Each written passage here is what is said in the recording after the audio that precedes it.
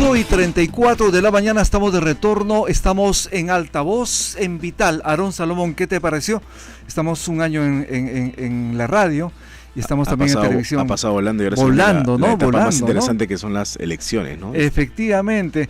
Estamos en Altavoz, estamos en Vital y justamente nos acompaña el doctor Hernán Cornejo Rosselló de Anderas, el escritor. Muy buenos días. Muy buenos días, muchas gracias. Bienvenido de poder conversar con ustedes. Bienvenido a Altavoz en Vital. Precisamente ayer se ha presentado este libro que tengo en mis manos. Se llama Puno, el nacimiento de una pasión.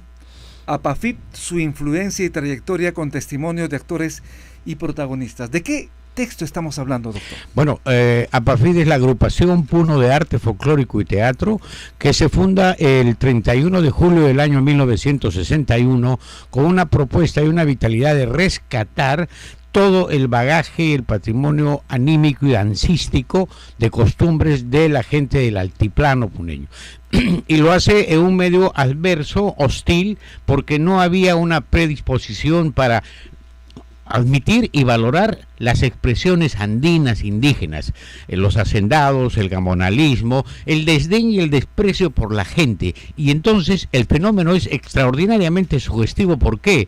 Porque médicos, magistrados, abogados, inclusive propietarios y hacendados, deciden vestirse con la vestimenta de los indígenas y recuperar sus valores a través de las danzas, la huifala de Asillo, el Pujllay de Santiago, el carnaval de Arapa, carnaval de Capachica, una serie de danzas que dejan realmente pasmada a la gente de la clase alta de Lima. Cuando se viene el año 62 y se actúa en el Teatro Segura, después en el Teatro Municipal, Luis Miro Quesada Garland, el arquitecto, se queda sorprendido y dice: ¿cómo puede haber unas cosas de esta naturaleza en un Perú profundo? José María Arguedas se vuelve amigo de mi padre, que fue el conductor Carlos Cornejo Rosselló Vizcardo, y se inicia lo que es la verdadera emancipación espiritual de Puno. Y Puno empieza a crecer, recupera los valores patrimoniales y todos están, digamos, en modo danza, y empieza a crecer del año 61. Estamos hablando de una manifestación cultural importantísima en esta región del país, en Puno, bañado por las aguas del lago, el lago sagrado de los incas, el lago Titicaca, perfectamente conocido y además visitado, ¿no?, por diferentes personas en el Perú y en el mundo. Pero más allá, digamos, de la publicación de Puno, el nacimiento de una pasión, está esa labor encomiable por la cultura puneña, por la danza, por el canto, por la poesía, por el teatro puneño. ¿Qué tanto hemos avanzado o hemos retrocedido? Hay avances y hay retrocesos, hay una dinámica y una dialéctica bien especial, gente que asume, pero de todas maneras hay un despertar, que esto se sazona por la migración, por los desplazamientos poblacionales. Yo siempre he dicho, no con ufanía, pero el departamento más grande del Perú es Puno.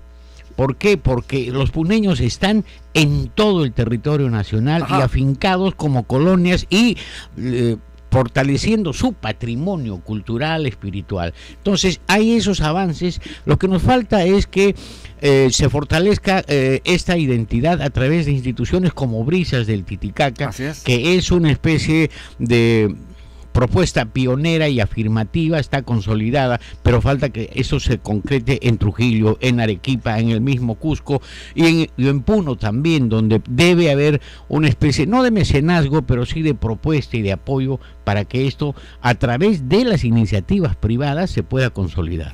Este libro fue presentado anoche en la Asociación Cultural Brisas del Titicaca. Estuvieron distinguidas personas.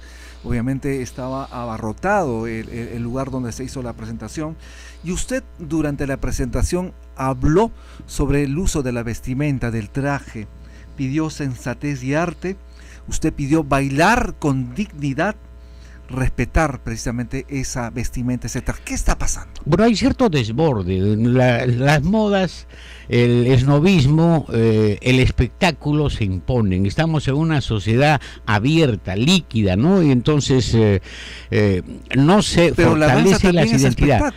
Claro, pero había una introyección, es decir, la danza folclórica tiene una mimesis, una consustanciación de la persona consigo mismo y con el paisaje. Por ejemplo, la danza por antonomasia, la pandilla puneña, que tiene un nombre controversial, pandilla, porque inicialmente la gente de clase alta decía, mírense la pandilla, ese es un grupo de fascinerosos, era una cosa peyorativo. Así. Claro, pero se ha quedado y se ha consolidado como pandilla puneña.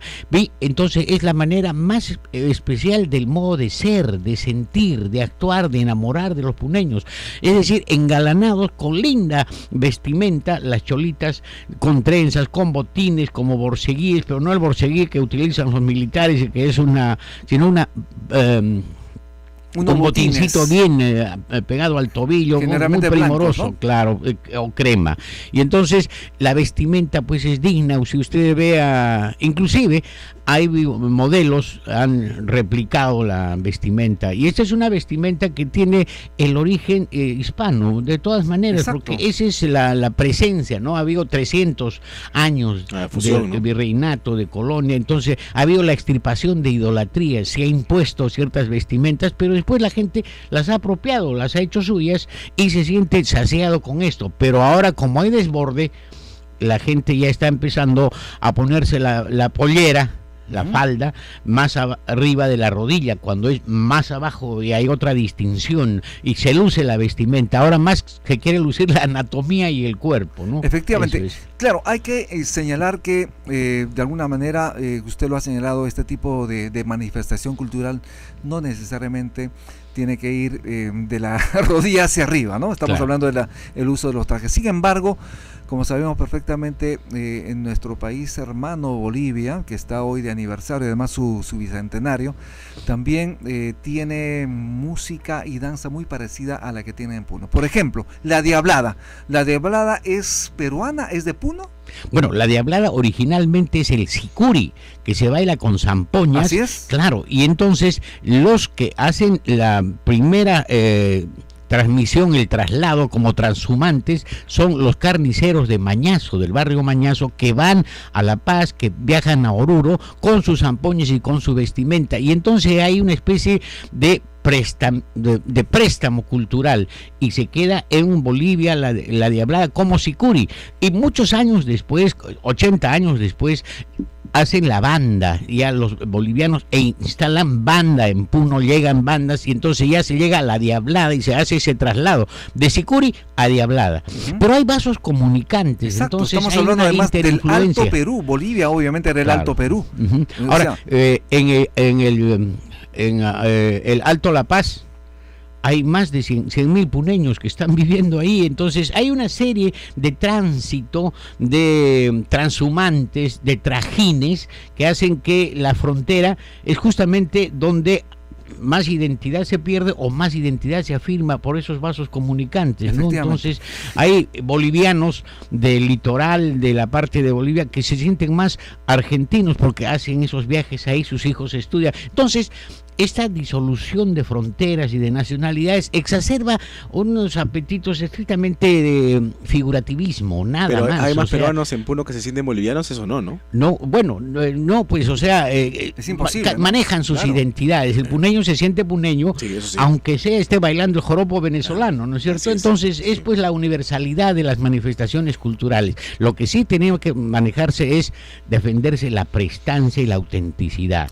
Hay danzas muy bonitas. Y yo quisiera, por ejemplo, indicar el Pujllay de Santiago, que tiene una estampa en las mujeres con sus madejones, etcétera, y un traje que parece pues napolitano, y con el sombrero alto, de copa alta, y tiene otra dignidad. Y en cambio lo están reproduciendo aquí, por ejemplo, el Ballet Folclórico Nacional, haciendo más una concesión visual y espectacular. Los danzarines indígenas, esa es la danza, parecen correcaminos, entonces ya no tiene ni el valor ni la validez. Y algo importante, ¿no?, también en la música de Puno, porque se utilizan instrumentos hispanos, pero también instrumentos nativos, ¿no?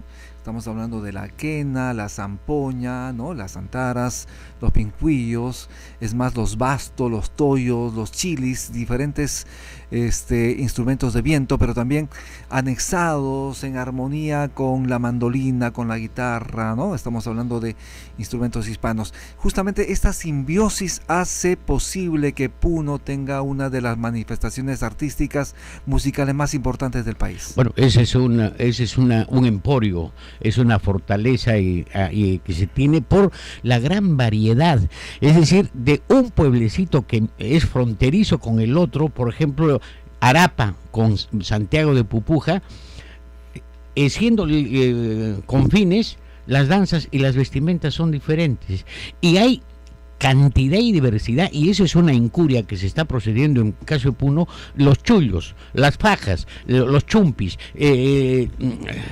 las monteras, cada uno tiene una montera diferente y eso se está perdiendo. No se está haciendo un museo de la vestimenta para recoger todos los detalles. El investigador, sociólogo y antropólogo, bueno, ahorita Juan Palabras-Tay, ha establecido a través de los telares una semiótica especial de cómo los estampados hacen en Taquile, en Amantaní y otros en Palca, en Vilavila, en Paratía, diferentes, pero entonces es una lectura. Exacto. El lienzo, sobre esto, sí. ¿Qué le parece? Sobre esto vamos a seguir hablando luego de la pausa. Ya, gracias. Estamos con Hernán Cornejo Roseló de Anderas, él es escritor, él es autor de este libro maravilloso que estamos viendo en pantalla, Puno, el nacimiento de una pasión. Haremos una pausa y regresamos de inmediato.